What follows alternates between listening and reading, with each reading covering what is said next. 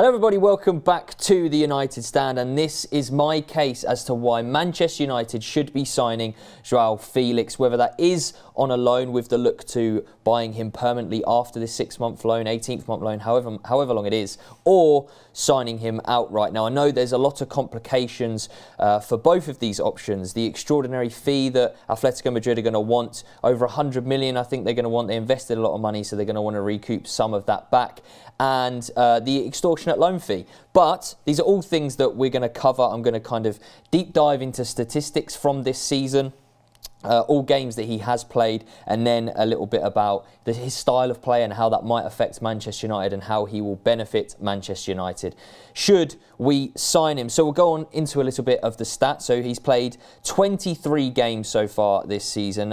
In those 23 games, he has played just over 1,200 minutes, scoring 5 goals, assisting 5, obviously leading to goal contributions of 10, which is pretty good if you ask me. If you look at the amount of minutes he's actually played, he's coming on, you know, he's not very well suited under Simeone, I would say. So to have 10 goal contributions in 23 games where he's not actually playing too many minutes is pretty good.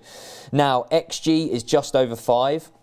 His shots per 90 is 2.89, and his expected assists is just over 1.5. So he is actually outperforming his expected assists by quite a staggering amount, actually getting basically 3.5 more assists than he is expected. His expected goals and his goals actually scored are pretty much dead on, so he's scoring the chances he should be.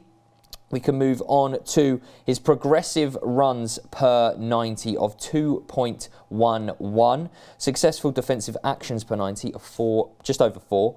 And then defensive duels per 90 as well of 4.16.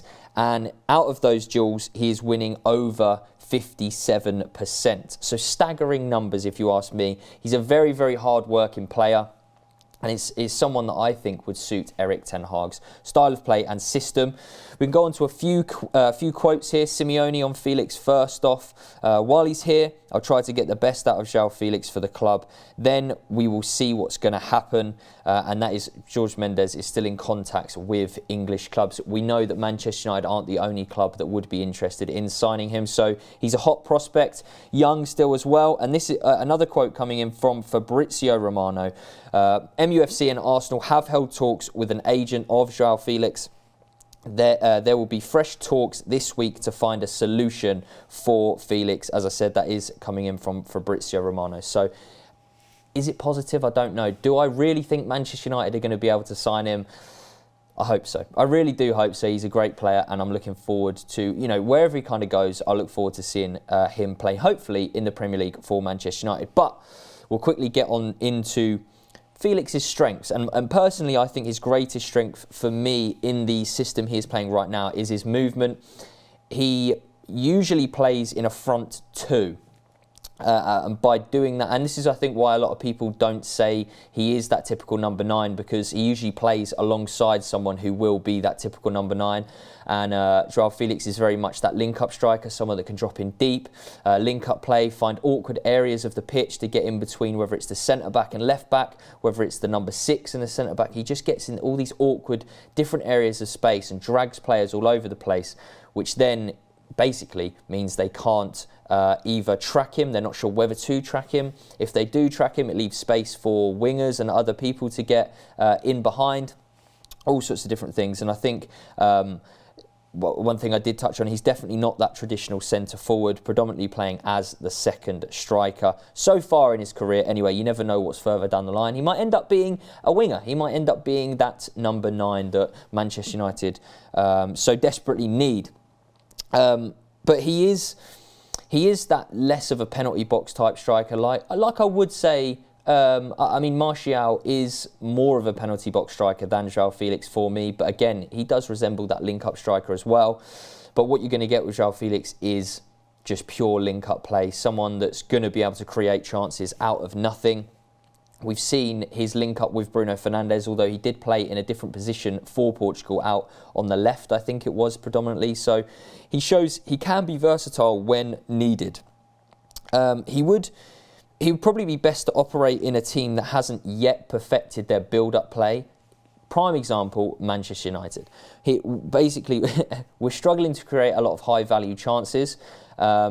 consistently each game. We might go one game, we might create 5. The next game, we might only create 1. We need a consistent amount of high quality chances being created, and then from then on, you want to obviously be looking at converting them as well. So for me, Joao Felix is perfect for that. Someone that can link up play, as I say, create chances, is perfect and brilliant. In terms of XG, Man United have been outperformed by the likes of Leeds, Fulham, Brentford and Brighton. So all teams that are, you know, they're not big 6 teams, let's be honest. No disrespect to them, but Manchester United, stereotypically, you'd want them to be creating chances left, right and centre, which we have definitely seen an improvement in this under Erik ten Hag. It's just there's still a long way to go to improve and to get to where we actually want to be. Felix would need direct players around him, which is what we have in Marcus Rashford, in Antony, even in Garnacho. You know, you then like to look Sancho, maybe he can come in and be a little bit more direct. Hopefully the changes that can be made in his play and his fitness, etc. In my opinion, how I describe Joao Felix is he's almost a horrible player to play against. And admittedly, I'm not a defender. I'm not someone that's very clued up on, you know, defensive capabilities. But what I would say is, as a striker, or as a forward player, just in general, you do want to be very, very annoying to that defence. You don't want to stop moving. You want to keep on your toes. You want to keep getting into pockets of space and keep dragging players around. And it happens at, you know, every level to a certain extent. And I think he's a player that excels in opening up spaces and is almost a very unselfish player in that sense, that he will sacrifice constantly running in behind and wanting to get the ball, and he will drop deep, he will create spaces and openings for the likes of Rashford and Antony, should he choose to be a Manchester United player. Felix excels in his technical ability, his close control and dribbling in tight spaces and areas. He's actually probably some of the best that I've seen in terms of a young player I mean, he's got experience, but in comparison to the, you know, late 20s players, they've obviously a lot more experience. But yeah, he's incredibly two-footed, which helps obviously get him out, you know, whether he does kind of drift over to the right, drift over to the left, helps him get out of those tight areas as well. Not only is his attacking attributes brilliant, but as I said in the stats at the top of the video, his defensive work rate and his defensive attributes have increased due to the work of under Diego Simeone. And that's probably the one thing I will give to Simeone, is that to be an Atletico Madrid player, you have to be extremely fit. You have to play the style of play that he wants to play. And that is working your absolute socks off all the time for 90 minutes and be willing to die for your teammates on that pitch. That is the bare minimum of an Atletico Madrid player. And that is one thing that if Joao Felix can take 10% of that work rate and bring it over to, maybe that's a bit of an exaggeration, but, you know, a certain percentage of that work rate and bring it over to the Premier League, to Manchester United, he will work extremely well under Erik ten Hag. And as I say, this would be highly, highly appreciated from Ten Hag. He does like his forward players to track back and to defend. He's very keen on players who are able to show. And look what Antony's done since he's come in. He has been able to show that he can track back.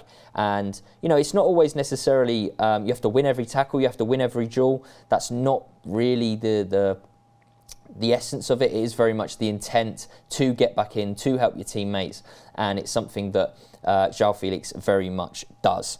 But some things that I like to pose to you guys, so do get your comments down in the comments section. Would we have to adapt our system in order to suit Joao Felix? As I said, he has predominantly played in a front two, so would that mean that he'd have to play alongside Martial? Would another striker have to come in to accommodate Joao Felix? I'm not too sure.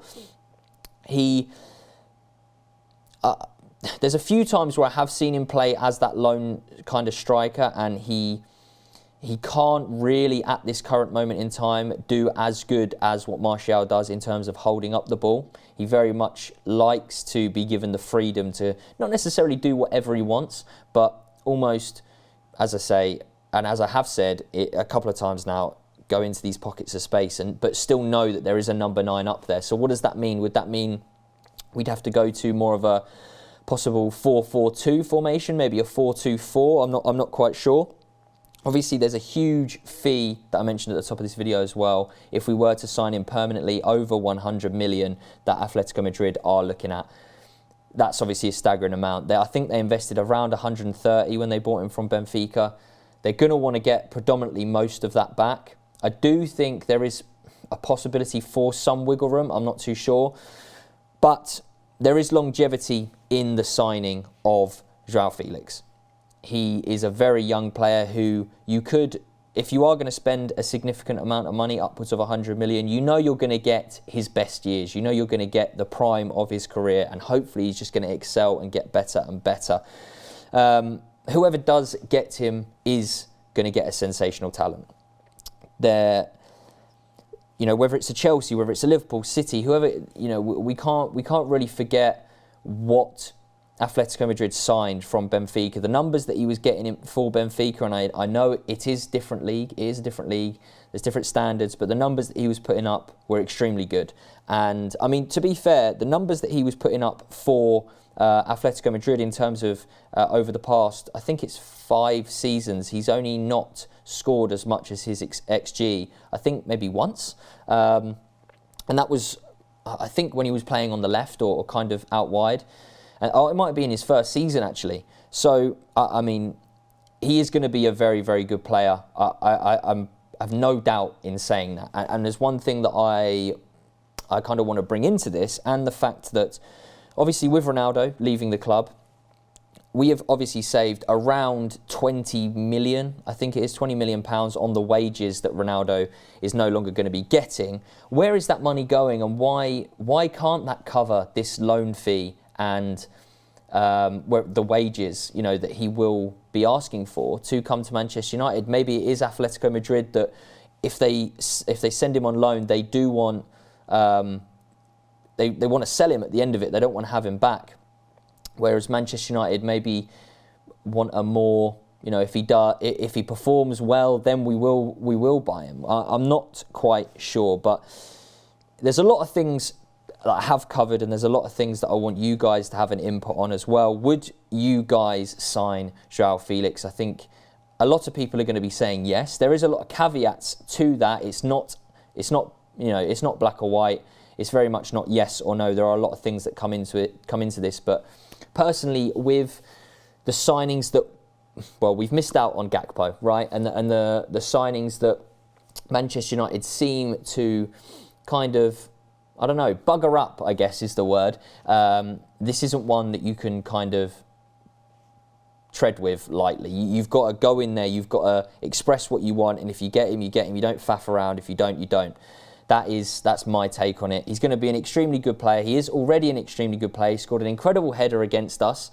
I think even in previous games we played against him, Beth and Adam have both said he's been outstanding, and a lot of people would be interested in getting him in. But please do let me know your thoughts in the comment section as to if you would want to sign João Felix. Leave a like on this video, subscribe if you haven't already, and I'll catch you in the next one. Bye-bye.